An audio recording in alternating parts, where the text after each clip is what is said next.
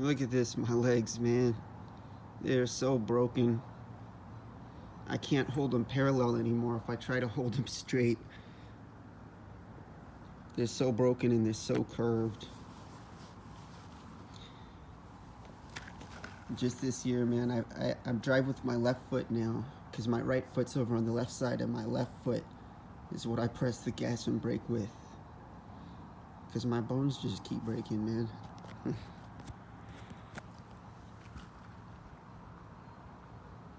One thing I really like about the swap cryptocurrency community, the vision of it, it's from the top down. It's kind of a top down perspective. Like,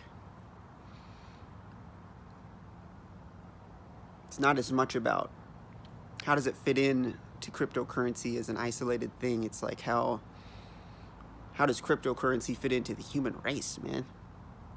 Fuck all of the chart analysis and what's gonna moon, who knows.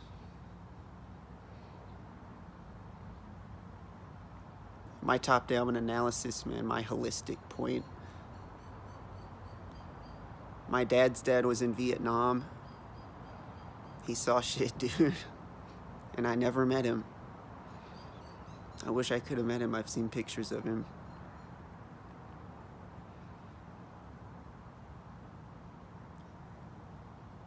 And he was like the stereotype of the Vietnam veteran that came home all messed up. And he drank a lot. And he shot himself a few months before I was born, and my mom and dad were in the house when he shot himself. And my dad found his dad. And I only ever heard him talk about it once or twice.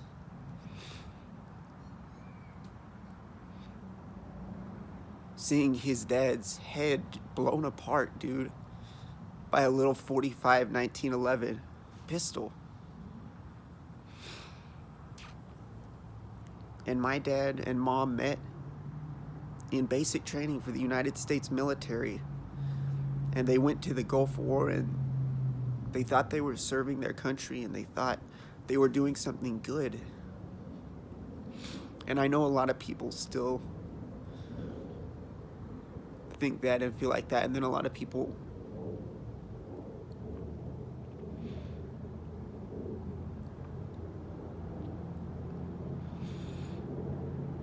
a lot of Vietnam veterans came home and people spit in their faces, you know, like it was the soldiers' fault.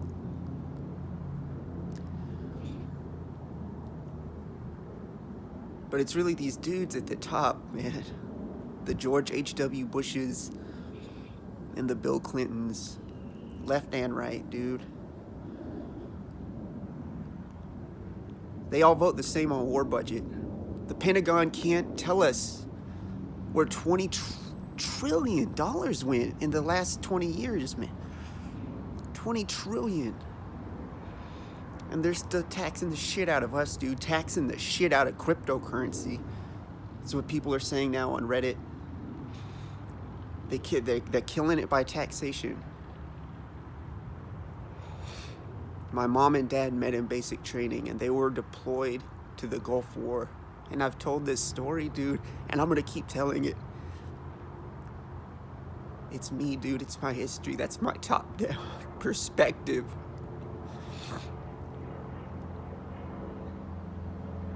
They got sent to this Gulf War based on this one girl, Naria or something. She gave this testimony to Congress about that Iraqis were taking babies out of incubators and stealing the incubators, and turned out she was the daughter of some American diplomat, and she was reading from a script. You can look it up, the testimony she gave to Congress and the official reasoning for why the first Gulf War happened that my parents were in.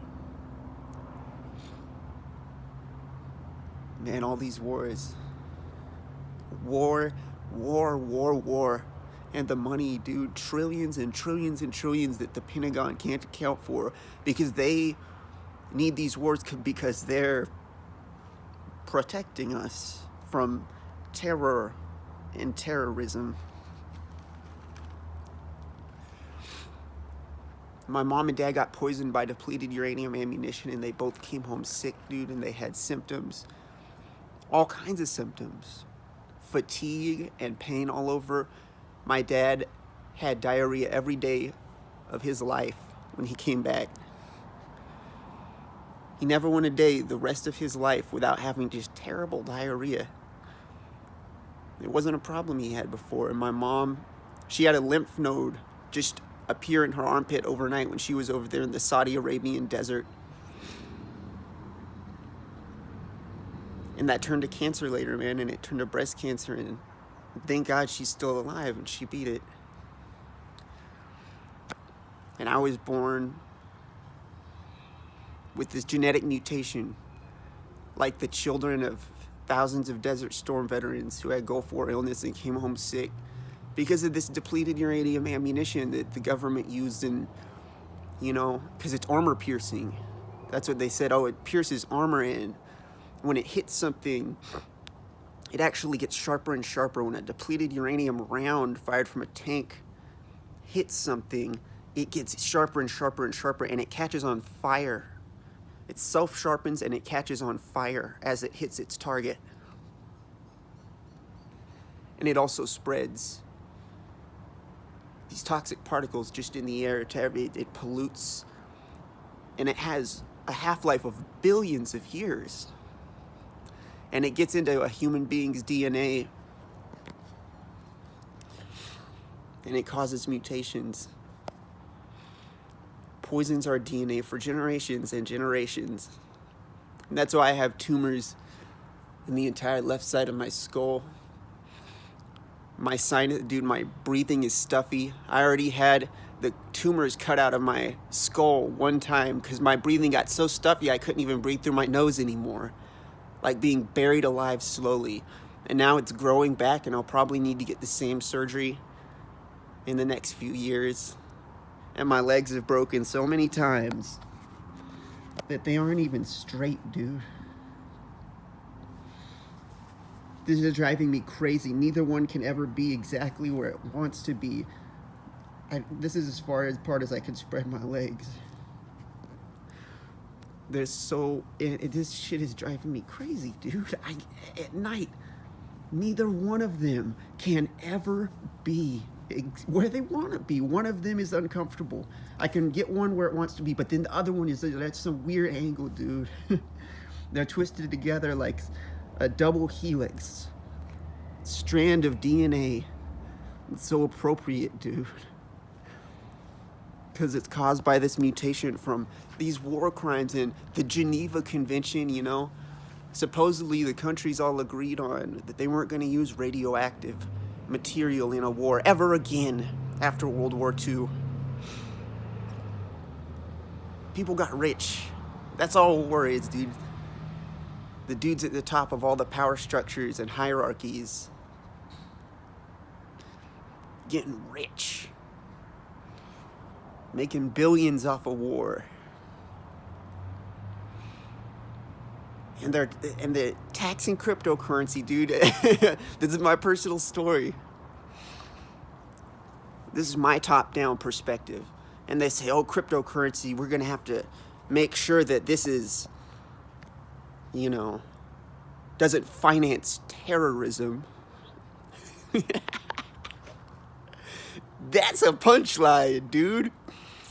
That's a fucking punchline coming from the Pentagon and the CIA. Man, we got to watch these individuals using cryptocurrency, because what if they launder money and finance terrorism? Says the Pentagon. Where's the $20 trillion, Pentagon? Man, that's a fucking joke, dude. That's a punchline. That's rich. Money laundering and financing terrorism. Us. And they say people who believe in any kind of conspiracy, if you think the government is the bad guys, as all this Jeffrey Epstein stuff was happening back earlier this year, like just a few days before he killed himself, Jeffrey Epstein didn't kill himself, y'all. Hop in on that meme. Just a few days before that, he had been arrested, and the FBI released a statement that said, conspiracy theorists are a very real domestic terror threat. So I'm documenting my experience. And I'll let you be the judge. I know how I feel. I'm going to use cryptocurrency, and you know what? I'm going to use private cryptocurrency, and if they crack down and criminalize it, I'm going to keep using it. And they can try to tax me on it, and you know what? I'll do what I want as far as that. I'll do what feels right to me. Because I actually don't want to finance terrorism by paying taxes. How about that shit? And a lot of people will call me a criminal and say, well, you're a piece of shit, man. You got to pay your taxes. Piece of shit, man. Why are you using this private cryptocurrency? Why are you using Swap? Why are you using Monero? Huh? What do you have to hide? That's why I'm doing this openly. I'm going to break the law openly.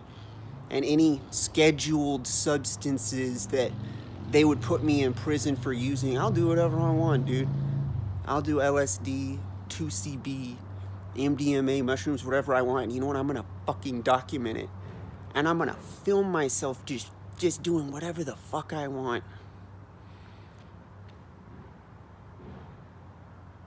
This is the evidence, dude. I'm talking to the jury at this point, really.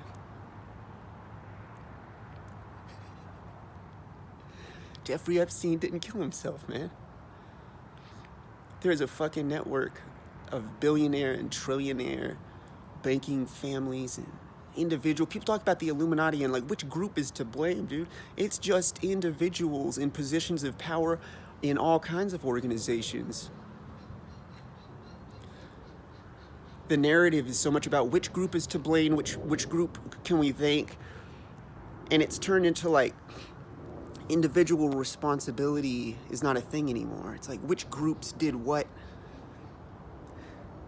But it comes down to just one person, one voice, one decision. Every person gets free will.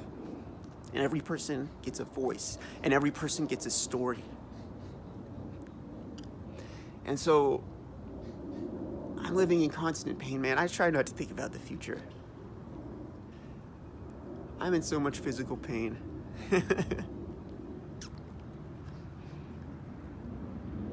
And Hollywood and the entertainment industry, they come out with the revenge flicks, right? Everybody loves to see a good revenge story. Everybody loves to see the bad guys get their heads blown off and get crucified. But you know what? To the CIA and the NSA and the Pentagon, you know what? You do you. I'm never gonna try to pick up a weapon or a bomb, try to hurt the people that I feel are responsible, man. They're gonna keep being rats. You do you, man. And I'm gonna do me. And that involves private cryptocurrency and decentralization and encrypted operating systems on USB drives and anything I want to do. That's my revenge, man. And they're gonna try to get everyone to be afraid of the scary conspiracy theorists and the scary people using cryptocurrency and the savage criminals, man. The terror. You're looking at it, man. You're looking at their definition of a terrorist, just a dude with bone tumors in his legs and in his skull because of war crimes. No one was ever held accountable from a war that was for profit. War for profit. War for profit. I'm right here, dude. I'm right here.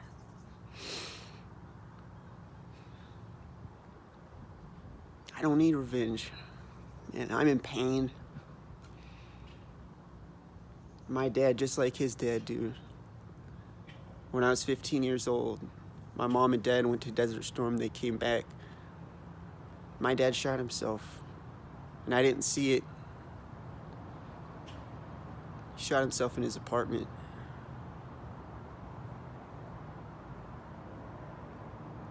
And I'm in my late 20s now, and I'm still having dreams where I am crying in my sleep regularly from the grief of losing him.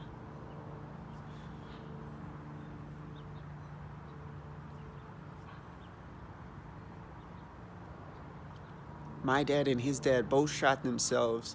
They were both soldiers sent to wars who self-destructed later on.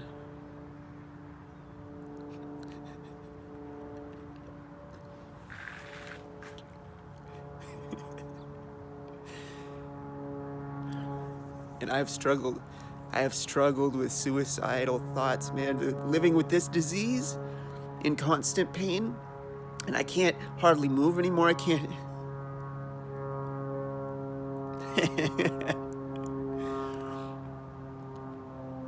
But you know what? I'm not going to self-terminate, and I'm not going to take revenge. The government can call me a terrorist if they want to, and they can call me a criminal and say, you're not paying the correct taxation because you traded one cryptocurrency to another cryptocurrency.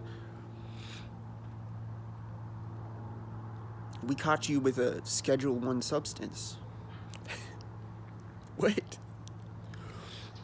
Go ahead then. Because I like that story, I like that image. I want them to kick my door in and put a bullet in my head.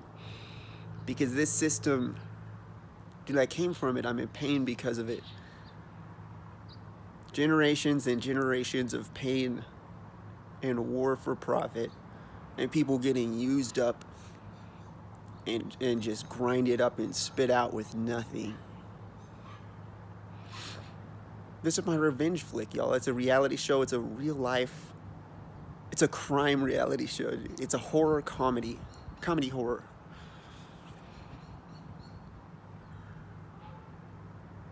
That's why I believe in cryptocurrency.